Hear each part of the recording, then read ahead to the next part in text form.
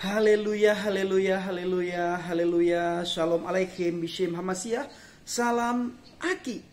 Aku kabarkan Injil keselamatan. Bapak Ibu yang dikasihi Tuhan, ketemu lagi dengan saya Evangelis Avraham Effendi Usman. Pada kesempatan kali ini saya akan membawakan sesuatu hal yang belum pernah saya sampaikan sebelumnya. Kiranya saudara yang menonton video ini mendapatkan pencerahan. Tetapi sebelumnya saya minta supaya ketika saudara menonton, taruh dan tempatkan hati dan pikiran saudara di tempat yang netral. Jangan menjustis sebelum saudara habis menonton. Silakan saudara menjustis setelah saudara selesai menonton. Jangan mencaci maki, jangan menghina, jangan asbun asal bunyi. Tetapi nonton dulu sebelum saudara komentar. Jangan lihat judulnya, tetapi lihatlah isinya. Bapak Ibu, apa sih yang paling menarik pada kesempatan kali ini yang akan saya sampaikan? Ada beberapa hal, tetapi yang paling menarik kali ini adalah mengenai Hajar Aswad. Ada beberapa misteri Hajar Aswad yang belum terungkap. Evangelis dapatkan ketika saya membaca, belajar, dan mencari referensi-referensi yang lain. Sehingga saya bisa menyimpulkan bahwa ada 4 misteri Hajar Aswad yang belum terungkap. Silahkan disimak baik-baik. Dan video ini khusus saya sampaikan kepada Evangelis Yonatan Nandar laba-laba katanya ya. Dan juga Dr. Alwan TV. Silahkan menanggapi video ini Dr. Alwan TV. Dan juga yang saya hormati Bung Yonatan Nandar. Nah, silahkan disimak Yonatan Nandar. Jangan menjustis sebelum kamu selesai menonton video ini. Dan juga Pak Alwan TV, Dr. Alwan TV. Jangan dulu komentar yang tidak-tidak sebelum selesai menonton video ini yang saya buat ini. Ada beberapa misteri Hajar Aswad yang belum terungkap. Mencium Hajar Aswad, dalam kurung itu batu hitam, Hajarun Aswadun, artinya kalau bahasa Arab itu Hajar artinya batu, Aswadun hitam. Jadi kalau digabungkan Hajar Aswad artinya batu hitam. Kalau Insanul Aswadun itu manusia yang hitam, sama seperti saya ya. Rajulul Insanun, laki-laki yang hitam. Nah, Bapak Ibu kasih Tuhan, Hajar Aswad, mencium Hajar Aswad adalah salah satu ritual saat orang Islam naik haji melakukan atau menunaikan rukun Islam yang wajib dilakukan bagi orang yang mampu, yaitu naik haji. Ketika mereka naik haji mencium Hajar Aswad, tentu ada arti dan makna ketika seseorang mencium Hajar Aswad bagi orang Islam. Tetapi mungkin masih ada misteri Hajar Aswad yang belum tersingkapi hingga saat ini. 4 kebenaran tentang Hajar Aswad yang akan saya uraikan untuk memperkaya pengertian kita mengenai peranannya dalam agama Islam. Pertama sekali, saya garis bawahi, asal batu hitam itu masih misteri. Dari manakah asalnya Hajar Aswad itu? Ini kalau menurut saya masih misteri. Dari manakah batu hitam berasal? Hadis menulis bahwa Hajar Aswad turun dari surga. Hadis riwayat Tirmizi nomor 877. Namun Syekh Syarawi membantahnya bahwa batu hitam itu adalah batu meteorit. Sejarah membuktikan bahwa batu hitam berasal dari Yaman. Dan pertama kali muncul di Mekah pada zaman kakek Muhammad SAW, yakni sekitar tahun 495 dan sampai 520 Masehi. Itu yang pertama. Yang kedua, Al-Quran tidak pernah membicarakan batu hitam. Al-Quran yang kedua tidak pernah membicarakan tentang Hajar Aswad, tentang batu hitam itu. Tidak ada satu ayat pun dalam Al-Quran yang menjelaskan tentang Hajarul Aswadun, tentang batu hitam. Karena itulah salah satu khalifah yang keempat setelah Nabi Muhammad, yaitu Umar bin Khattab. Dia bingung. Umar bin Khattab pernah, kalau saya katakan pernah kebingungan dia ya. Dia mengalami kebingungan. Dia berkata, memang aku tahu bahwa engkau hanyalah batu, hajarun, engkau hanyalah batu. Jika bukan karena melihat Nabi Muhammad SAW menciummu, aku tentu tidak akan mencium. Hadis ini hadis yang sahih. Hadis yang sahih, hadis yang kuat. Siapa yang merawi hadis ini? Sahih Bukhari 1597. Silahkan saudara Nandar ataupun Alwan TV membantah. Apakah ada satu ayat di dalam Al-Quran di mana Al-Quran menyuruh untuk mencium Hajar Aswad atau tidak? Nah, silahkan dibantah. Yang ketiga, batu hitam adalah sesembahan penyembah berhala. Benarkah atau tidak? Silahkan disimak penjelasan daripada saya. Sebelum Islam, para penyembah berhala menjadikan batu hitam sebagai berhala utama. Perhatikan, sebelum Islam, para penyembah berhala menjadikan batu hitam sebagai berhala utama. Mereka menempatkannya di sudut pertama Ka'bah.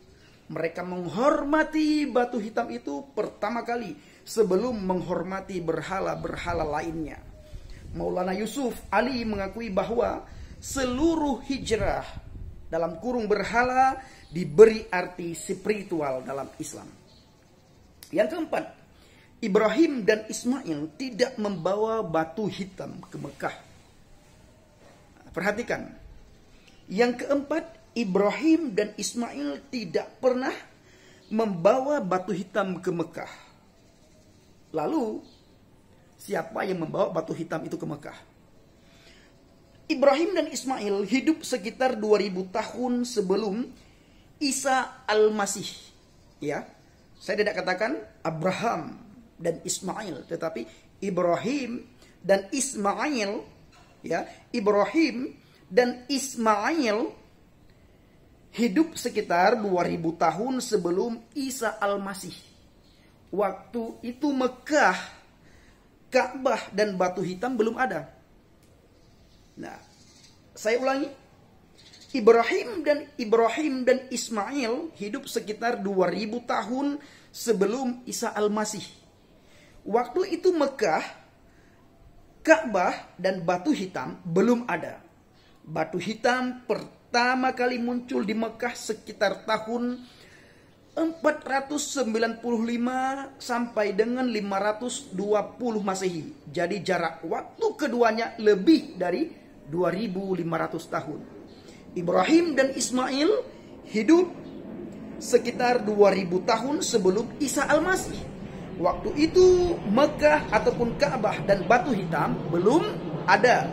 Batu hitam pertama kali muncul di Mekah sekitar 495 sampai 520 Masehi. Jadi jarak waktu keduanya lebih dari 2500 tahun. Bapak Ibu, ini sudah 4. Nah, timbul pertanyaan, apakah dengan mencium Hajar Aswad itu dapat mengampuni dosa kita? Bukankah hanya Allah yang bisa mengampuni dosa manusia? Nah, tetapi ada juga hadis yang mengatakan bahwa dengan menciumnya Hajar Aswad, dosa diampuni. Ada juga sebuah pendapat bahwa ada yang mengatakan, ada yang berpendapat bahwa Hajar Aswad itu turun dari surga. Dan pada saat pertama sekali muncul dan turunnya Hajar Aswad itu berwarna putih. Tetapi karena banyak orang yang berdosa mencium batu tersebut, sehingga menjadi dari warna putih menjadi hitam. Apakah batu itu dapat menghisap dosa manusia ataupun kesalahan manusia? Kita tidak tahu. Wallahu a'lam, hanya Allah yang tahu kalau saya katakan ya. Tapi ini muncul juga di publik. Ada juga yang mengatakan, bahkan ada juga yang mempercayai Kalau pertanyaannya apakah salah mempercayai hal tersebut, Pak Effendi? Tidak salah juga. Kenapa? Karena umat Islam itu wajib berpegang pada dua hal. Yang pertama pada Al-Qur'anul Karim, yang kedua pada hadis. Ketika Al-Qur'an tidak ada dalam Al-Quran, maka mereka lari ke hadis dan melihat hadis. Ada tidak hadis itu menulis seperti demikian? Ternyata ada. Jadi evangelis saya tidak omdo, tidak asal ngomong. Tidak asbun, tidak asal bunyi. Mana buktinya? Saya akan buktikan sebentar lagi. Nah, Bapak Ibu dikasih Tuhan. Ingat ya, bahwa kiranya yang menonton video ini sebelum menonton lebih lanjut, taruh dulu hati dan pikiran saudara di tempat yang netral, sehingga tidak timbul cacian, makian, kata-kata kasar ataupun komentar-komentar yang kasar. Nah, sekarang kita melihat di dalam hadis ya. Sebenarnya perintah siapa sih mencium Hajar Aswad ini kalau Al-Quran tidak pernah mencium? Perhatikan Bapak Ibu yang dikasihi Tuhan.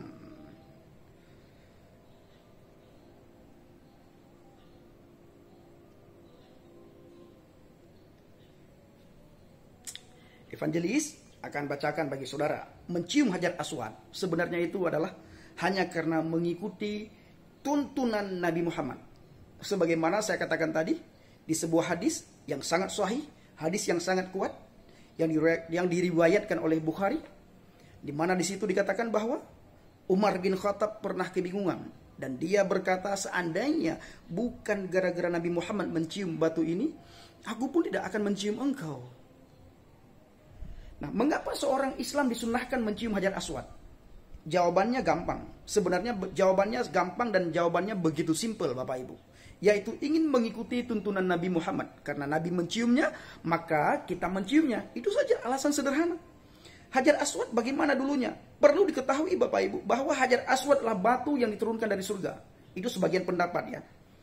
Namun karena dosa manusia dan melakukan kelakuan orang-orang musyrik di muka bumi, batu tersebut akhirnya berubah jadi hitam. Nah, pertanyaannya, namanya saja dari dulu ya, Hajar Aswad, batu hitam. Kenapa kalau Hajar Aswad itu sebelum dicium oleh manusia, orang yang banyak melakukan kesalahan dosa, katanya batu itu warna putih. Kalau memang batu itu dulunya putih, kenapa tidak dinamakan Hajarun Abyadu, batu putih? Kenapa dikatakan Hajarun Aswadun, batu hitam? Kenapa bukan Hajarun Abyadu? Kenapa bukan batu yang putih? Kenapa batu hitam? Dari dulu namanya sudah batu hitam. Berarti dulu juga bukan batu putih. Kalau seandainya dulu batu putih, pasti dikatakan Hajarul Abyadu, batu yang putih. Bukan Hajarul Aswadu, batu yang hitam. Nah, itu biarlah urusan mereka itu, bukan urusan kita. Urusan kita hanya menyampaikan, membuat mereka berpikir, sehingga mereka bisa berpikir ya, dan sehingga mereka bisa menemukan satu kebenaran. Kita melihat dalam sebuah hadis. An ibni Abbas qala Rasulullah sallallahu alaihi wasallam, "Nazzala hajarul aswadu minal jannah wa huwa ashaddu bayadan minal labani fasawwadathu khataya bani Adama." Artinya dari Ibnu Abbas radhiyallahu anhu ia berkata bahwa Rasulullah sallallahu alaihi wasallam bersabda, Hajar Aswad turun dari surga, padahal batu tersebut begitu putih, lebih putih daripada susu. Dosa manusia lah yang membuat batu tersebut menjadi hitam. Nah, pertanyaannya, apakah Hajar Aswad bisa mengampuni dosa manusia? Biarlah mereka yang berpikir, bukan urusan kita itu. Biarlah mereka yang menafsirkan, bukan urusan kita yang menafsirkan punya mereka. Tapi karena saya menemukan ini, saya akan menyampaikan supaya mereka juga berpikir. Apakah Hajar Aswad mengampuni dosa manusia? Coba perhatikan lagi. Dari Ibnu Abbas radhiyallahu anhu, ia berkata bahwa Rasulullah sallallahu alaihi wasallam bersabda, Hajar Aswad turun dari surga. Coba perhatikan, Hajar Aswad turun dari surga, artinya batu hitam itu turun dari surga. Padahal batu tersebut begitu putih, lebih putih daripada susu. Ini saya tidak habis pikir kalau kata-kata ini ya. Hajar Aswad turun dari surga. Dari namanya saja Hajarun Aswadun itu artinya Hajarun batu, Aswadun hitam, artinya batu hitam. Tetapi di sini dikatakan Hajar Aswad turun dari surga.